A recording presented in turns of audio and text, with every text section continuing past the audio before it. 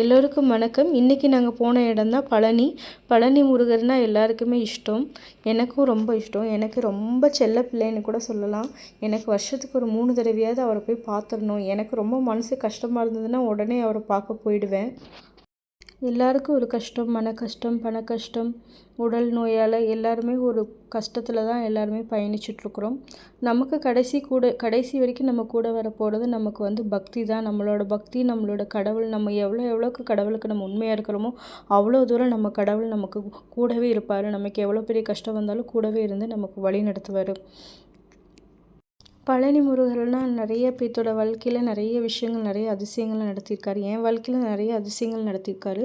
நான் ரொம்ப நாளாக அவர்கிட்ட கேட்டுகிட்டு இருந்தது, நான் உன்னை பக்கத்தில் பார்க்கணும் அப்படின்னு கேட்டுகிட்டே இருந்தேன்.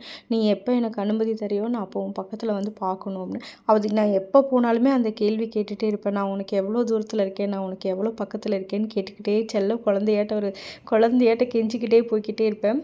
அப்படி எவ்வளோ தடவை கேட்டப்பவும் எனக்கு இந்த தடவை அந்த வாய்ப்பு கிடைச்சிது. எனக்கு நீயே கூப்பிடணும் முருகா, அப்போ தான் நான் உள்ளே வருவேன் அப்படின்னு சொல்லி ஒரு வைராக்கியமாக இருந்தேன். காசு கொடுத்தா கண்டிப்பாக உள்ளே போய் பார்க்கலாம். நான் எனக்கு முருகர் கூப்பிடணும் அப்படின்ற ஒரு வேண்டுதல் வச்சுருந்தேன். அது இத்தனை வருஷத்தில் இன்றைக்கி தான் நடந்திருக்கு. ஒரு ஐயர் வாங்கம்மா உள்ளேயே கும்பிடுங்க வாங்க அப்படின்னு சொல்லி நான் வெளியே ரொம்ப நின்று அழுது கும்பிட்டுட்டு இருந்தேன் முருகரை. நம்ம முருகர்கிட்ட நம்ம பார்க்கும்போது நம்ம இது ஏதோ கேட்கணுன்னுலாம் போவோம். ஆனால் நம்ம எதுவுமே கேட்கவே வேண்டியதில்லை. நம்ம முருகரை பார்த்தோன்னே கண்ணிலேருந்து ஆட்டோமேட்டிக்காக தண்ணி வரும் பாருங்கள். அதுதான் நம்மளோட பாவங்கள் எல்லாம் கரைஞ்சிருங்க. நம்ம கடவுள்கிட்ட நம்ம எதுவும் கேட்கவே வேண்டியதில்லை. அவருக்கு தெரியும் நமக்கு என்ன கொடுக்கணுன்னு.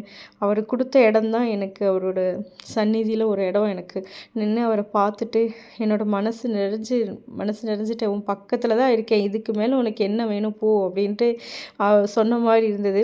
அப்போ தான் நினச்சிட்டு வெளியே வரும்போது மனசில் இருக்க பாரம்லாம் குறைஞ்சிருச்சு. போட ஆண்டவனே நம்ம பக்கம் இருக்கான், நமக்கு என்ன கவலை அப்படின்னு சொல்லிட்டு.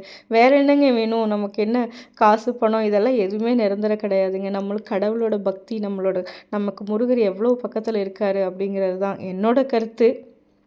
என்னுடைய தனிப்பட்ட கருத்து. எனக்கு கடவுள் இருந்தால் போதும், வேறு எதுவுமே தேவையில்லை அப்படிங்கிற மாதிரி தான் என்னுடைய கருத்து. எல்லோரும் நம்பிக்கையாக முருகரை கும்பிடுங்க. உங்களோட வேண்டுதலையும் செவி கொடுத்து கேட்பார். உங்களுக்கு ஒரு வாழ்க்கையில் அதிசயத்தை நடத்துவார். நம்பிக்கை தான் வாழ்க்கை. நம்புகிறவங்களுக்கு கடவுள் இருக்கார். நம்பிக்கையோடு கும்பிடுங்க. அடுத்த வீடியோவில் சந்திக்கலாம். பாய்.